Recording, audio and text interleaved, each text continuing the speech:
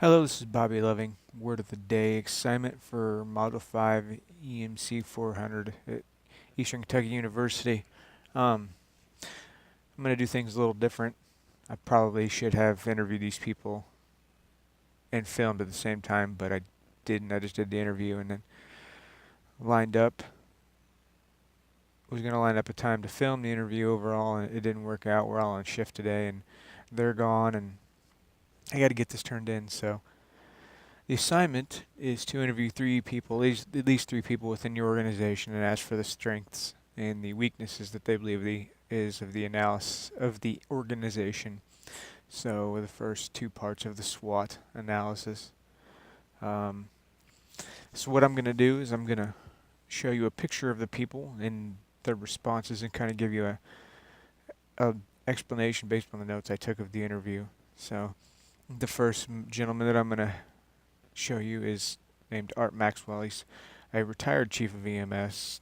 He still works part-time shifts for us as an EMT, and he's also our executive officer, or he does some things for us down at the legislative level. He's a very, very good man. I learned a lot from him. He's had overall, I believe it was about 40 years of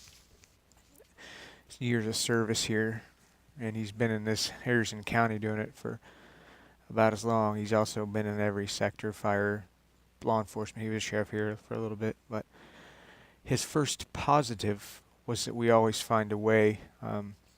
We always find a way to be able to make things happen, is one thing that he said.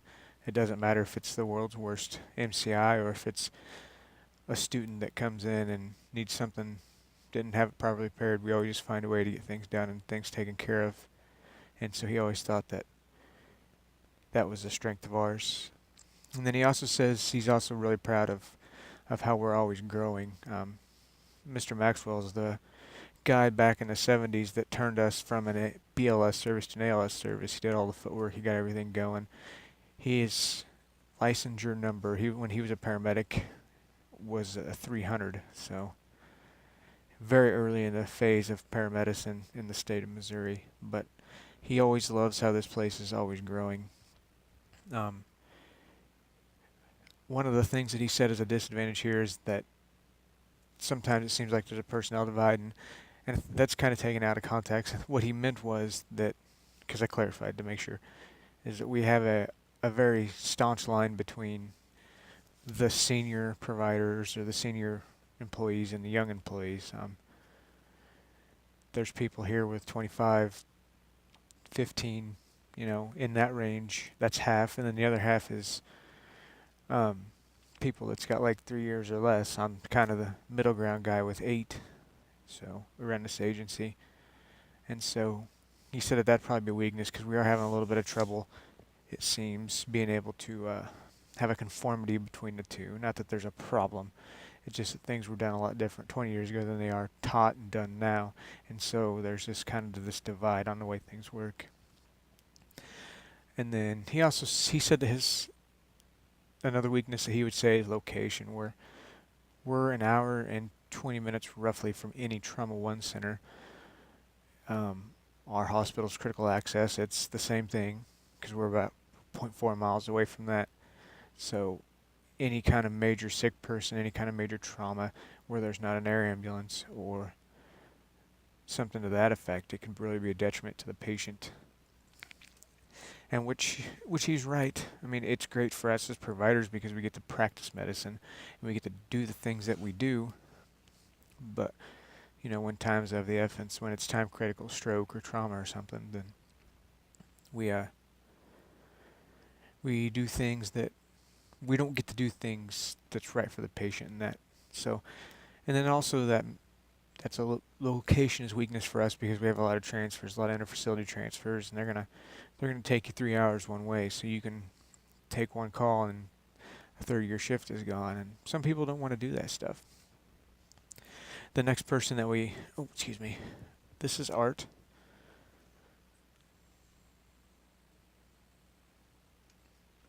That's come off of our website. The next gentleman I reviewed is Richard Mooney. He's my partner today. He's my partner every Sunday. He's my partner every Wednesday. I really enjoy working with him. He's got 25 years of doing this job, so that's someone that I really enjoy tapping into and getting from his knowledge base. And so the first positive that he had was self-sufficiency as a district. We find a way to have everything that we need. We do our OCEUs, we do our own extrication. As an ambulance service, we extricate. We do have a minimal amount of fire suppression, although fire is usually called. So that was one thing that he said. And then he's really a big fan over the years that we've always been a very progressive service. We've always, big proponents of the RSI. We're big proponents of the trending medicine now.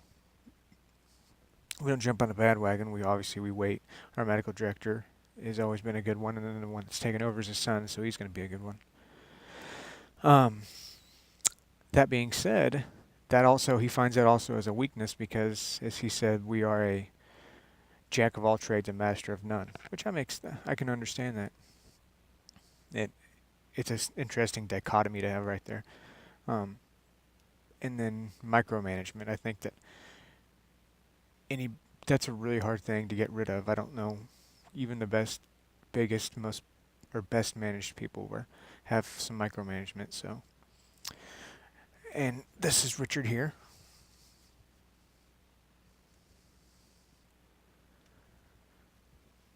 And then my third person I interviewed, you said within the agency.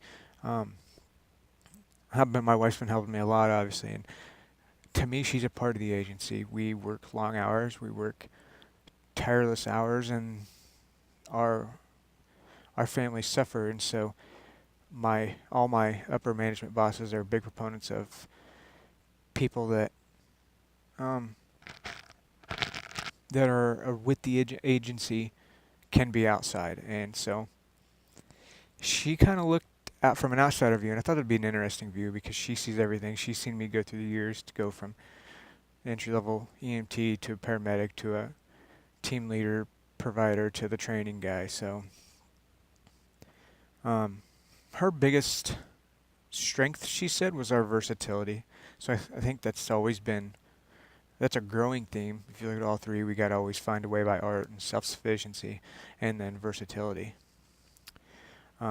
She's actually had bilateral PEs, 80% blockage of her pulmonary artery, and so she was treated by a lot of us when that situation happened.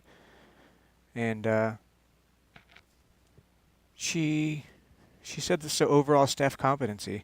She's seen a lot of the people walk in, a lot of the crew members, and we all are able to give generally the same patient care as far as protocol-based, protocol-driven treatment and skill set, and everybody's got to work on leadership, but we also have a lot of good team leaders. And then finally, the thing that she said, and this is from an outsider standpoint, so she hears what the community says, and she says our reputation within the community may not be great at the hospital sometimes, but it is within our agency or within our service district. The people love the care that we give them.